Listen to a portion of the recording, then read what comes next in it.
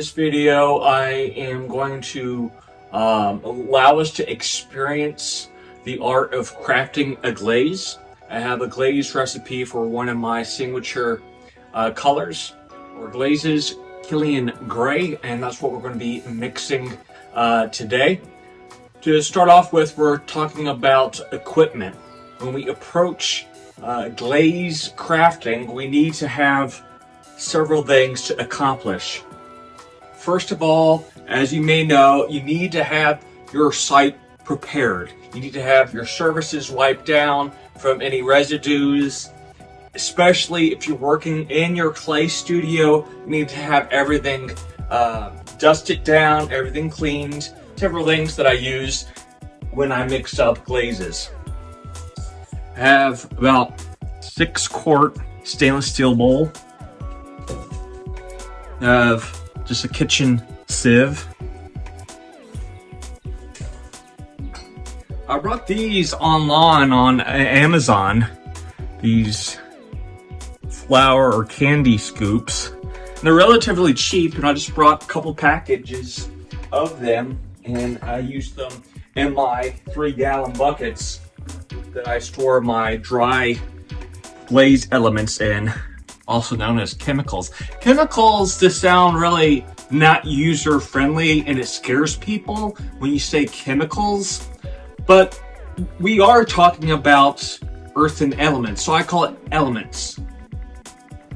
By the way, these are great, the 5-gallon buckets, because you can stack them. You can put enough in that's a manageable amount, and you can throw in one of your scoopers in there. I also have stainless steel measuring spoons for some of the smaller oxides and stains.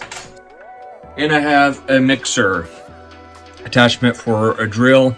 Now you can get several of these. This I got for Harbor Freight for about $5. And I was really surprised. First of all, I brought it because it didn't have any rivet on the bottom that would cause some scarring on the bottom of my buckets. And we have our scale. It is a digital scale. I have a miniature scale and then the normal scale. It does allow you to have different types of measurements. I use the small one when I'm measuring very small grams. This I brought at Harbor Freight. It's comfortable to wear. It's like a respirator, and it's relatively nice to wear. It doesn't heat up too much. It just wraps around the back and the neck area of your head. Of course, you could do a 3M, a respirator, which I used to do, but it does create some condensation, and it's just kind of difficult to use if you're really in the studio working all day. I just want to make mention that I have a little folder dedicated to my glazes. Also, I keep running notes in it to know what type of clays react to what, experimental glazes. Sometimes I even put in conversions. If, let's say, I need to substitute for something, I can have some conversion tables in that I've worked on. At times, there's brand names of certain elements which you will automatically become aware of once you start in this journey. Become well familiar with the names. There's a couple which I forgot at the moment, but there's a couple that I didn't have. Then I realized that I did. It was just going by a different name because the brand part. So I just keep it all in here.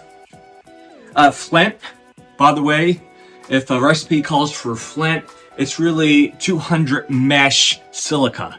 So that's good to know. So something I did forget to mention is you really need to wear gloves when you're doing this. You are talking about earthen elements or chemicals, so they're going to have a certain rate of absorption when it comes to your skin and contact.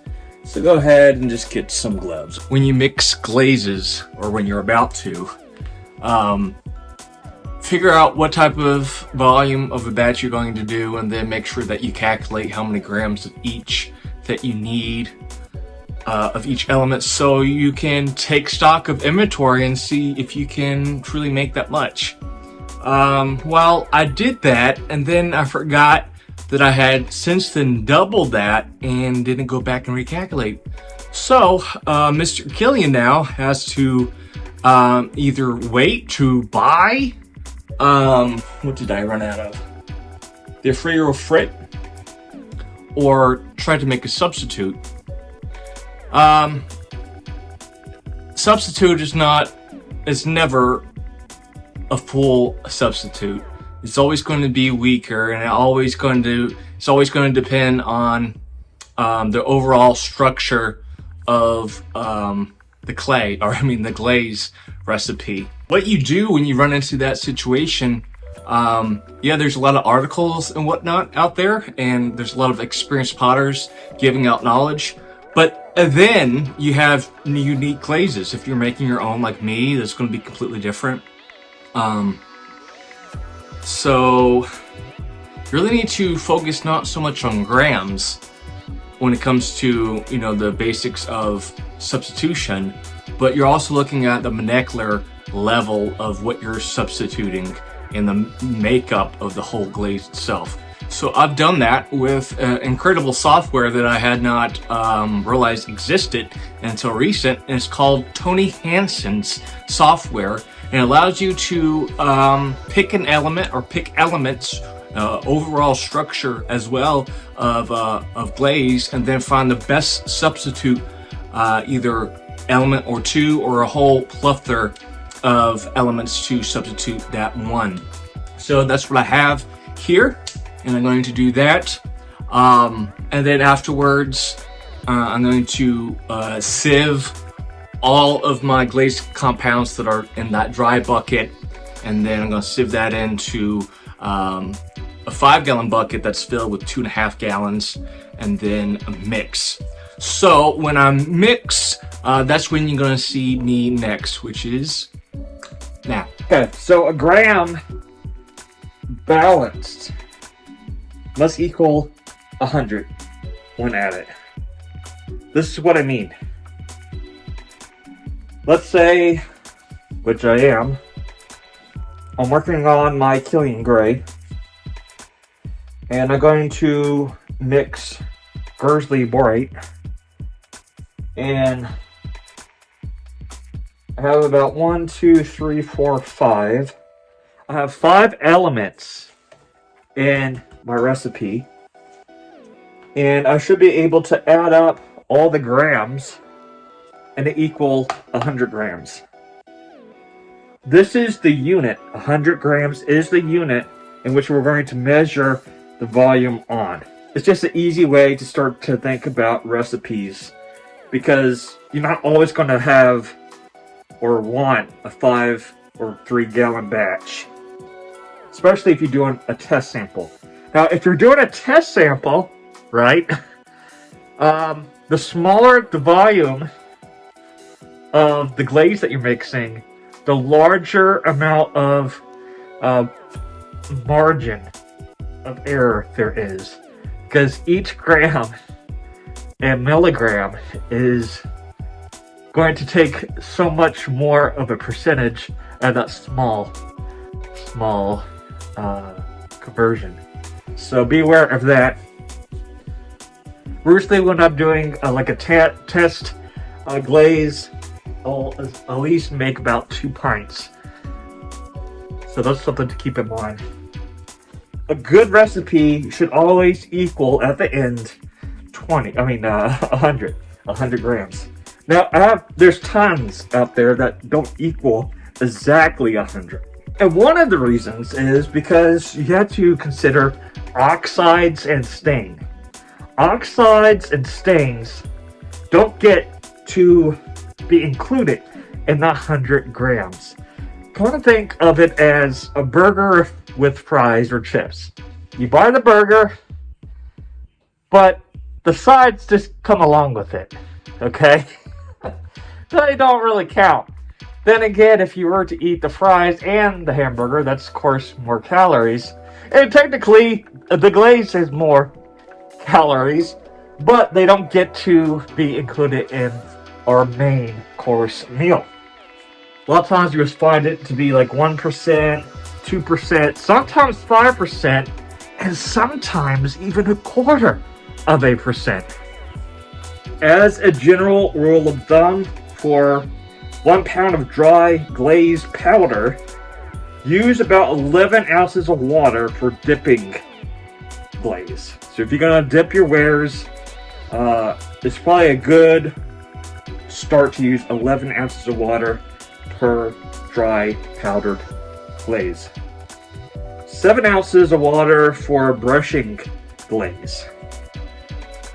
A good way to start to think about volume of glaze is about 25 pounds of dry glaze makes about 3 gallons.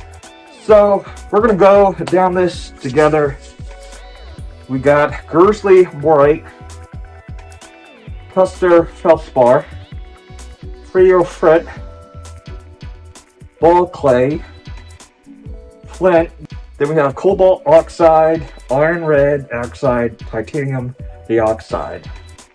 Now, we're gonna have to do some math, because how many gallons do we want to make? So that means we have to times 100 grams by 100. And then we had to divide that down to the percentage of each element. Our next element is the Grizzly Borate, and it's also 20, so 20%. We're talking about 2,000. And this way of calculating our units is really helpful because, and then it's easy to just go down without having to do a lot of math. I mean, look at how much we're using here.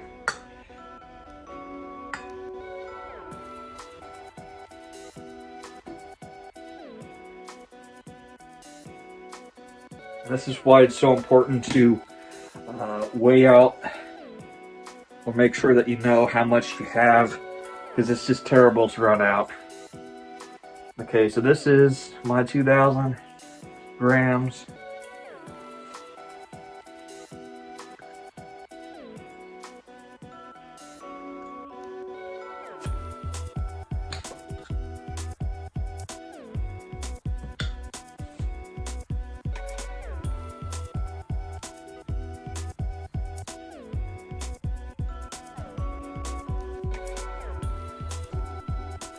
See? Usually when I get those clumps, I just rub it with my finger and then it goes through the sieve. So you're probably thinking, why am I using the sieve if I'm just going to sieve it again, right? I mean, believe me, it's the worst thing to dip your vessel, right? Dip your vessel into the glaze, to pull it back out, and then there's a big chunk of dolomite or something in it. It's just, yeah, that doesn't go well. So here I am with a batch of just mixed glaze. And the question is, how much water should I have? You're going to find a certain consistency where you know just visually if you need to add water. Remember, you're adding the dry mix to water. If you do the opposite, put the wet over top of the dry, you're going to get clumps. I normally start with about 2 gallons. This depends on the glaze, the consistency that I want, and if I'm dipping or brushing, etc. Now with this glaze, it has to be coated pretty well, but also can't be too thick where my vessels are going to soak up most of the moisture from the glaze, and then the glaze doesn't adhere. So a great trick to know when you have a perfect consistency is to take a dry digit, poke your hand through, and then raise. Okay. Now, what you're gonna see is it's gonna be a good coat. Now, you shouldn't be able to see pink in all the edges of your finger, along with the cuticle here should be quite covered. So this is not dry enough, if you will. It's not thick enough. So if you see your pale skin or your dark skin, then you know it's not a good coverage. So normally, if you already mix it up and it's too wet, you can let it rest overnight, and it depends on what type of glaze it is, but most every glaze will have some sort of separation, and you'll able to siphon off the extra water. So that's helpful. Or if you didn't mix all of your batch, and then you get to add some of that dry. So that's it for this tutorial. I hope that you found it educating and insightful, and I hope it brings more pleasure to your pottery journey. I hope that you have a great experience when you're testing out these tricks and tips. If you have any questions, let me know down in the comments. I always scan them through and always answer. So looking forward to having a conversation.